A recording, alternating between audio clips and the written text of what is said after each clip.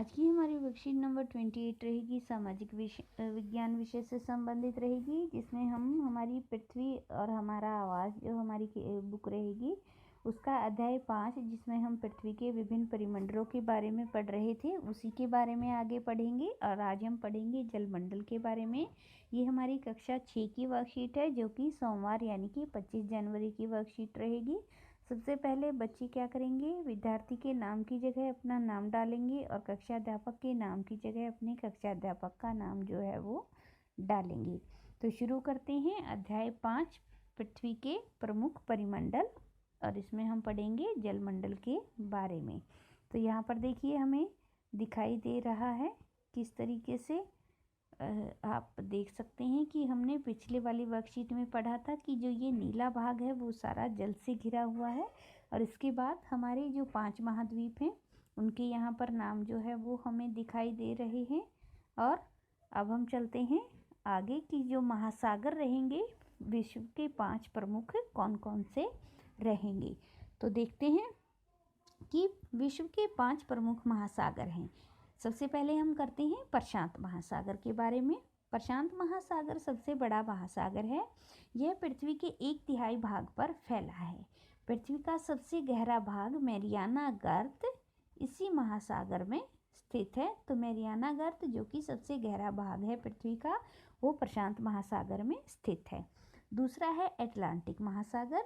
Atlantic महासागर विश्व का दूसरा सबसे बड़ा महासागर है। अटलांटिक महासागर की तटरेखा बहुत अधिक दंतुरित है। व्यापार की दृष्टि से यह सबसे व्यस्त महासागर है।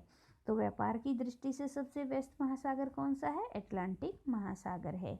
तीसरा हमें बताया गया है हिंद महासागर। हिंद महासागर के बारे में पढ़ लेते हैं कि हिंद महासागर जो है वो एकमात्र ऐसा महासागर है जिसका नाम किसी देश के नाम पर यानी भारत के नाम पर रखा गया है, क्योंकि हिंद का मतलब है हिंदुस्तान, और यह महासागर त्रिभुजाकार का है। तो हमें पता चलता है कि जो हिंद महासागर है वो त्रिभुजाकार का होता है, और त्रिभुज का आकार कौन सा होता है? ये होता है।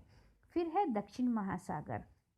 दक्षिण महासागर एंटार्क्टिका महाद्वीप को चारों ओर से घेरता है। तो एंटार्क्टिका महाद्वीप को चारों ओर से कौन सा महासागर घेरता है? दक्षिणी महासागर घेरता है। फिर है हमारा 5वां और अंतिम महासागर, जो कि आर्कटिक महासागर है, और आर्कटिक महासागर उत्तर ध्रुव वृत्त में स्थित है। यह प्रशांत महासागर के छिछले जल वाले एक संकरे भाग जुड़ा है, जिसे बेरिंग जल संधि के नाम से जाना जाता है।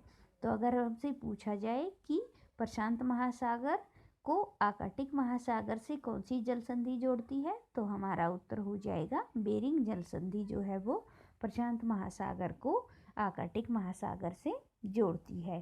तो इस प्रकार से इस वर्कशीट के माध्यम से हमने जाना 5 महासागरों के बारे में, जो कि हमारे कौन कौन से रहेंगे। प्रशांत महासागर जो कि सबसे बड़ा महासागर रहेगा।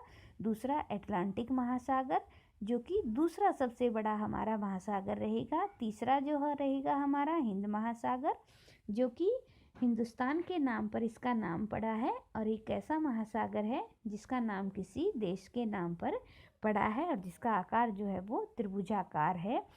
और आगे रहेगा दक्षिण महासागर, जो कि अंटार्कटिका महाद्वीप को चारों ओर से घेरता है, और अंत में आर्कटिक महासागर जो प्रशांत महासागर के साथ बेरिंग जल संधि से जुड़ा हुआ है। अब ऊपर दी गई इस जानकारी के आधार पर हम देखते हैं कि हमसे कौन कौन से प्रश्न जो है वो पूछे गए हैं। तो पहला प्रश्न हमसे जो यहाँ पर पूछा गया है वो पूछा गया है कि पृथ्वी का सबसे गहरा भाग कौन सा है और वह किस महासागर में स्थित है। तो हमें पता है कि पृथ्वी का सबसे गहरा भाग जो है वो मैरियाना गर्त है, और ये प्रशांत महासागर में स्थित है। तो पहले के उत्तर हम लिखेंगे कि पृथ्वी का सबसे गहरा भाग मैरियाना गर्त प्रशांत महासागर में स्थित है। तो ये हमारे प्रश्न नंबर 1 का उत्तर जो है वो हो जाएगा। दूसरा है कि व्यापार की दृष्टि से सबसे व्यस्त महासागर कौन सा है। तो हमें पता है कि व्यापार की दृष्टि से सबसे व्यस्तम महासागर कौन सा है? एंटार्क्टिक महासागर जो है वो व्यापार की दृष्टि से सबसे व्यस्त महासागर है। तो हमारे प्रश्न नंबर 2 का उत्तर ये हो जाएगा। तीसरा जो है कि बेरिंग जल संधि किन 2 महासागरों को जोड़ती है। तो हम पहले भी बता चुके हैं कि बेरिंग जल संधि जो है वो आर्कटिक महासागर और प्रशांत महासागर को जोड़ती है।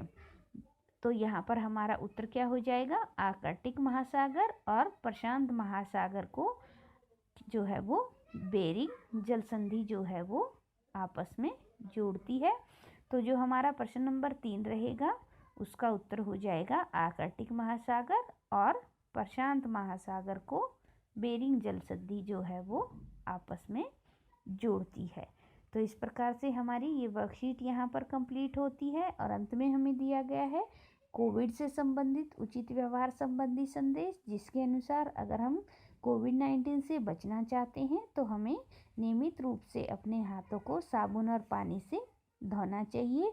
और आगे आने वाली वीडियोज़ को सबसे पहले प्राप्त करने के लिए आप इस चैनल को सब्सक्राइब कर लीजिए, ताकि आगे आने वाले हर विषय से संबंधित वर्कशीट आपको सबसे पहले मिल जाएं।